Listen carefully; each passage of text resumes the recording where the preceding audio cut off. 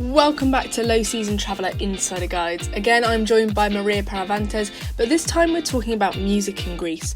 I just have to say, Maria did a phenomenal job condensing basically Greek music, which spans over 4,000 years, into a 10-minute episode. So make sure you've got a pen and paper at the ready to write down some influential names.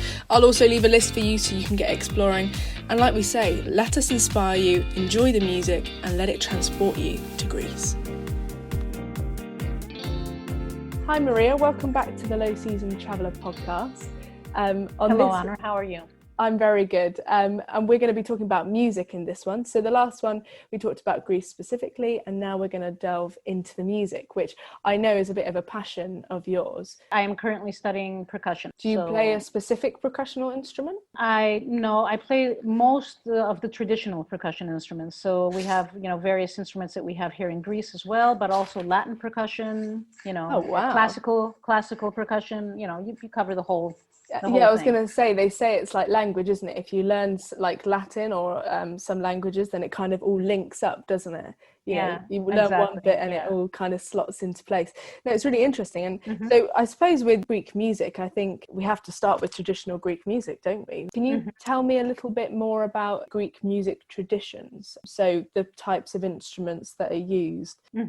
Okay, well, in Greece, the idea of music is it's very vast. I think that it's probably one of the few countries in the world that actually has tradition that dates back to 3,000, 4,000 years, and this continues to be linked to the music today. So we have the sounds of the ancient musical instruments that we can see on the ancient vases when you go to the museums. You have various lyres or harps. And all these instruments are still played today. And these sounds evolved. So we have them from antiquity, and then they moved into the Byzantine times. And from the Byzantine times, they moved into tradition. So the Greek traditional music that we have now in the villages dates back to the Byzantine chants and to the ancient times. From there, we have various phases of music. And one of the big phases was, of course, the Rebetiko, which everyone knows as the Greek blues. And we have the laiko, which is the popular Greek version, which is the Rebetiko popularized. And we had a lot of influences from Asia Minor, because in Asia Minor we had very many Greek communities. So we have a lot of Eastern sounds coming into our music. And then we moved on. We had post-war and pre-war music, which was a bit more westernized. And then we had our own garage bands. We had rock music, instrumental music. We have a very wide and diverse array of music for such a very, very small country. Yeah, I mean, it sounds like the music's really integral to Greek history. It really, if you follow the music, it's almost as if it maps out the Greeks' path through history. That's exactly, phenomenal. And through history and destination-wise, okay? Because now, what you would do, you would take Greek folk music or Greek traditional music, and that you have different traditional music on the islands and different traditional music on the mainland. You have different traditional music on the Dodecanese Islands, which would be Rhodes, which would be Kos. And then you have different music on Kyklades, which is totally different, other islands. And then you go to the Ionian Islands, which is Zakynthos, of course, which everyone loves, and Kerkyra. And they have a different sound because they were mostly influenced by the Italians and the Venetians. So you have a more westernized sound there, and you have different instruments there. And then you have the mainland, where you have the clarinets, and you have the drums, and you have different sounds again. So you even have these very unique, distinct traditions depending on each of the regions that you are.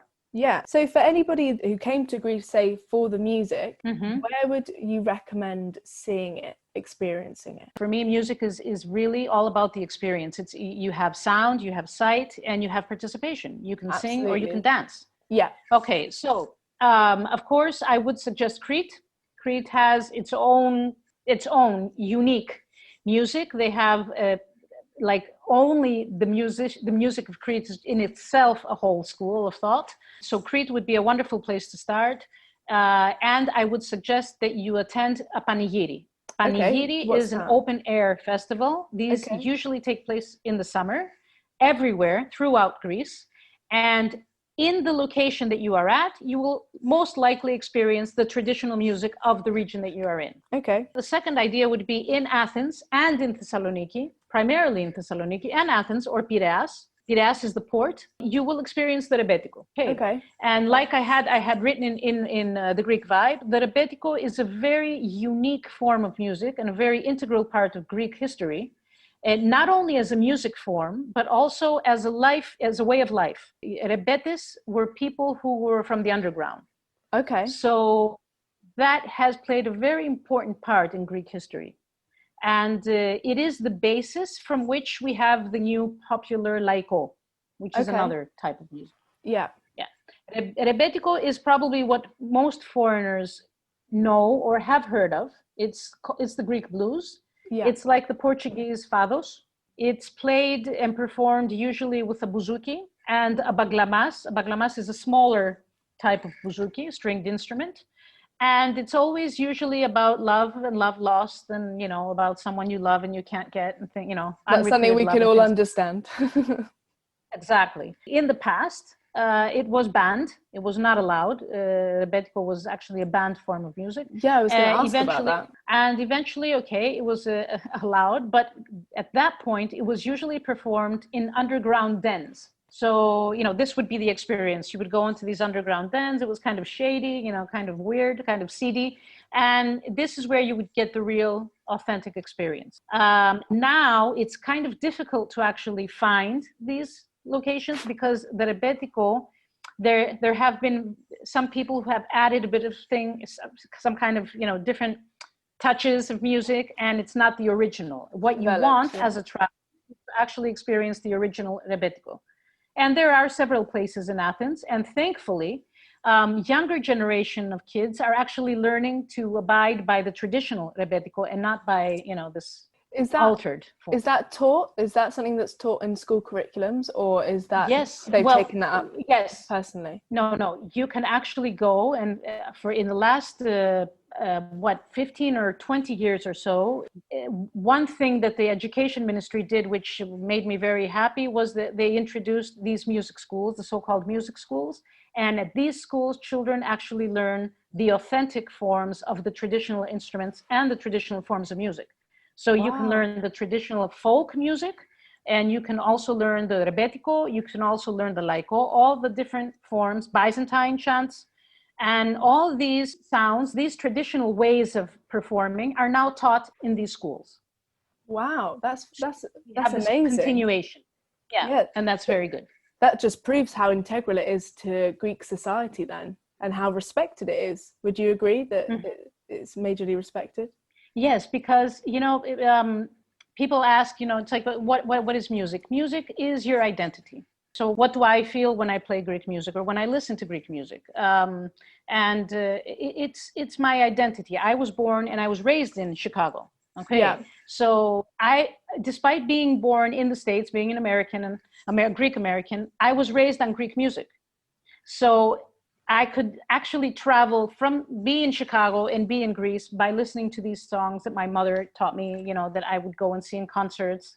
So it forms your identity. Yeah. And that's one part. And then when you listen to other forms of music from other countries, you kind of see the links. You know, we have all these Balkan countries next to us. We have Turkey next to us, and you can hear the influences, you know, what's shared, what's given, some of the songs, like especially in northern Greece and the borders with Bulgaria and Albania, are very common, the sounds. Right, okay. So, you know, it's very interesting because, again, like you said, it kind of maps out not only the history, but the influences. Yeah.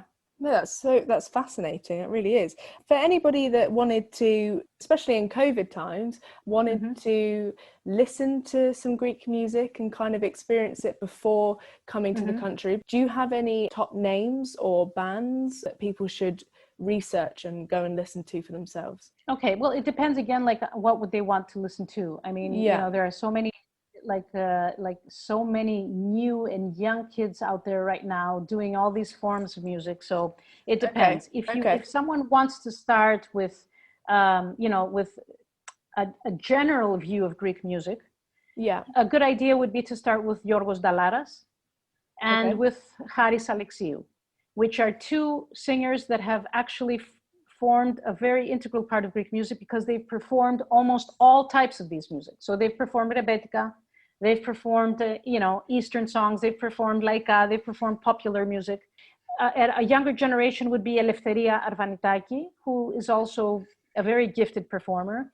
And then you could go to the class, which something many foreigners don't know, that we actually have classical composers.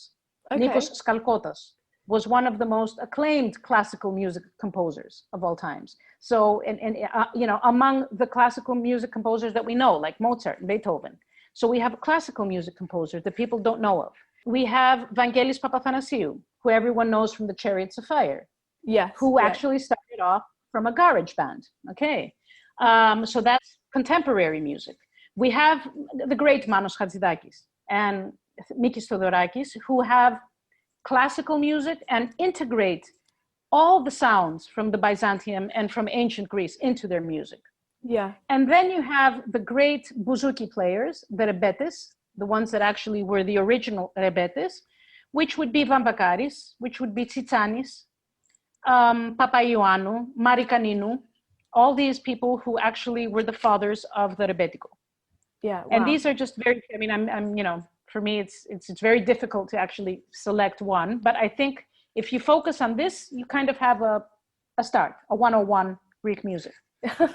And for you personally, what's your favorite song or your favorite artist? I don't have a favorite song or a favorite artist, to be honest. I actually, for many years, I also had a radio station playing, music and stuff. So it's very difficult to actually select one. I think that the person who, for me, that really touches a chord would be Manos Hatzidakis. It embodies everything that Greece is. Well, I'm gonna go and listen to him. And actually, Manos Hatzidakis, he actually collaborated with the Beatles. Wow!